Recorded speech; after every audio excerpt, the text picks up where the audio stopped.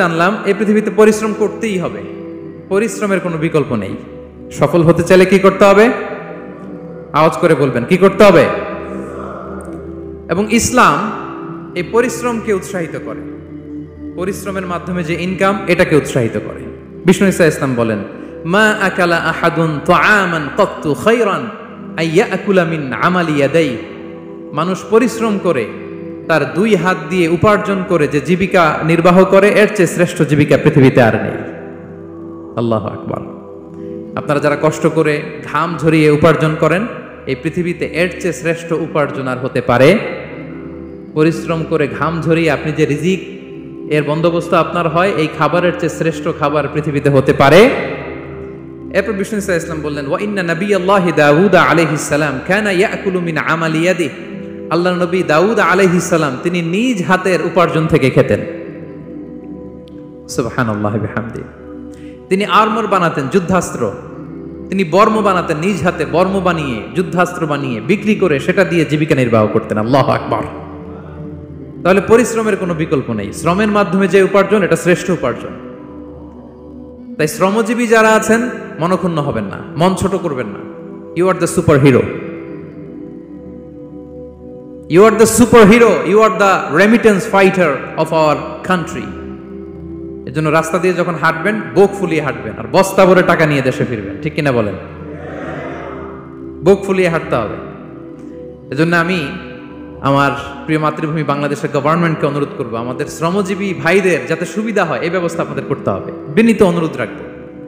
শ্রম মন্ত্রণালয়ে যারা দায়িত্বে আছেন স্পেশালি তাদেরকে রিকোয়েস্ট করব, আমাদের শ্রমজীবী ভাইদের যেন কোনো কষ্ট না হয়, কারণ তাদের পাঠানো রেমিটেন্সে সচল থাকে আমার দেশের অর্থনীতির চাকা। তারা ভালো থাকলে ভালো থাকবে বাংলাদেশ। ভেরি সিম্পল, ঠিক কিনা বলেন?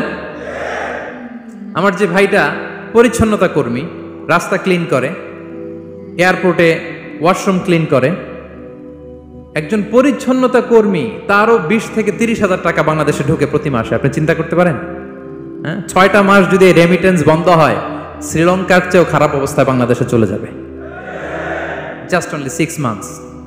ভয়ঙ্কর অবস্থা হবে বাংলাদেশের। এটা আল্লাহর পক্ষ থেকে একটা স্পেশাল রাহমা, মার্সি এন্ড ব্লেসিংস, যে আমাদের রিজিকের তাগিদায় সারা বিশ্বে যে কাজ করতে হয়, আমরা কাজ করি আর দেশে টাকা পাঠাই, আর সচল থাকে আমার দেশের অর্থনীতির চাকা। আলহামদুলিল্লাহ পড়েন।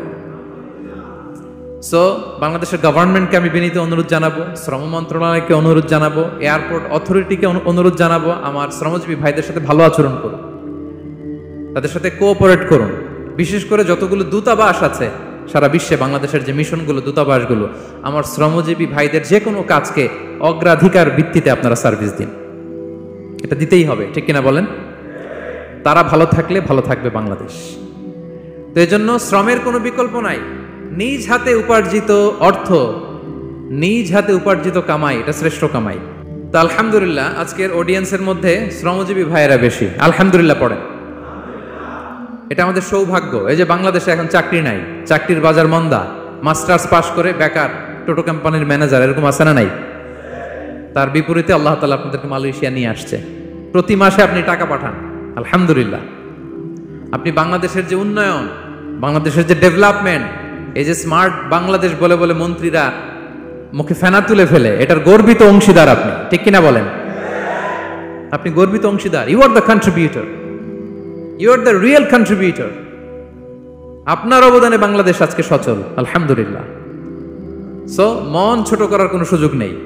নিজ হাতে উপার্জিত কামাই এটা পৃথিবীর শ্রেষ্ঠ কামাই। আলহামদুলিল্লাহ। পরিশ্রমের মাধ্যমে যে উপার্জন, এটাকে ইসলাম আমাদেরকে উৎসাহিত করে।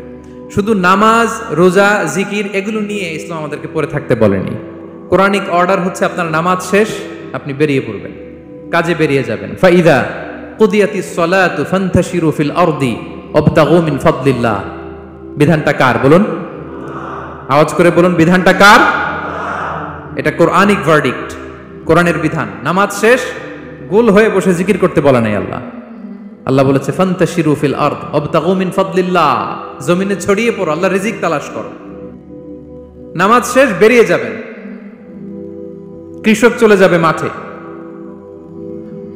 শ্রমজীবী চলে যাবে ফ্যাক্টরিতে, শিক্ষকরা চলে যাবে তাদের শিক্ষা প্রতিষ্ঠানে, কর্পোরেট ওয়ার্ল্ডের লোকেরা চলে যাবে তাদের প্রতিষ্ঠানে। ডেভেলপমেন্ট করতে হবে। সিভিলাইজেশন করতে হবে। নামাজের পরে গোল হয়ে বসে থাকা চলবে না। কি ব্যালেন্স দেখেছেন ইসলাম। আজান হয়েছে তো মসজিদে আসো, নামাজ শেষ বেরিয়ে পড়ো, আলহামদুলিল্লাহ। কি ভারসাম্যপূর্ণ ইসলাম। ফাইদা কুদিয়াতিস সালাতু ফান্তাশিরু ফিল আরদ, যখন সালাত শেষ জমিনে ছড়িয়ে পড়ো, আল্লাহ রিজিক অন্বেষণ করো। তাহলে শুধু নামাজ রোজার মধ্যে ইসলাম নয়, আপনাকে কর্মঠ হইতে হবে, পরিশ্রম করতে হবে, হাড় ভাঙা পরিশ্রম। বিশ্বনবী সাল্লাল্লাহু আলাইহি ওয়াসাল্লাম অত্যন্ত পরিশ্রমী ছিলেন। He started his first career as a shepherd. সুবহানাল্লাহ। ওনার প্রথম ক্যারিয়ার উনি রাখাল হিসেবে শুরু করেছেন। রাখালরা যে কাজ করে, অর্থাৎ মরুভূমিতে ভেড়া, মহিষ, ভেড়া, ছাগল, তারপর বকরি, দুম্বা, এই চরানোর কাজগুলো দিয়ে বিষ্ণু সাল্লাল্লাহু আলাইহি ওয়াসাল্লাম তার ক্যারিয়ার শুরু করেছেন অ্যাজ এ শেফার্ড। বিষ্ণু সাল্লাল্লাহু আলাইহি ওয়াসাল্লাম বলেন, সহিহ বুখারীর বর্ণনা, মা বাআসাল্লাহু নাবিয়্যান ইল্লা রাআল গানাম, আল্লাহ তাআলা এই পৃথিবীতে এমন কোন নবী পাঠায় নাই যে নবীরা ছাগল চড়ায় নাই। সুবহানাল্লাহ পড়বেন না? সাহাবারা বললেন, ওয়া আনতা ইয়া রাসূলুল্লাহ, হে আল্লাহর নবী আপনিও ছাগল চড়িয়েছেন? বিষ্ণু সাল্লাল্লাহু আলাইহি ওয়াসাল্লাম বললেন, নাআম, আমিও ছাগল চড়িয়েছি। ওয়া কুনতু আরআহা আলা কারারিত লি আহলি মক্কা, আমি অল্প কিছু মজুরির বিনিময়ে, অল্প কিছু টাকার বিনিময়ে, সামান্য কিছু পারিশ্রমিকের বিনিময়ে মক্কার লোকদের ছাগল চড়িয়ে দিতাম। সুবহানাল্লাহ পড়েন। ছাগল হচ্ছে খুব টেরা প্রাণী, ডানে টানলে বায়ে যায়, বায়ে টানলে ডানে যায়। তাদেরকে একসাথে করা অ্যাজ এ শেফার্ড, এটা মরুভূমিতে খুব কষ্টের কাজ। আল্লাহ তাআলা প্রত্যেক নবীকে দিয়ে ছাগল চড়িয়েছেন যাতে করে কিছুদিন পরে নবীরা মানুষ চড়াতে পারে। সুবহানাল্লাহ। আল্লাহ বুঝাতে চাইলেন, এখন ছাগল চড়াও, এদের উপর যদি কন্ট্রোল নিতে পারো তাহলে মানব জাতির উপর কন্ট্রোল নিতে পারবো। আল্লাহু আকবার।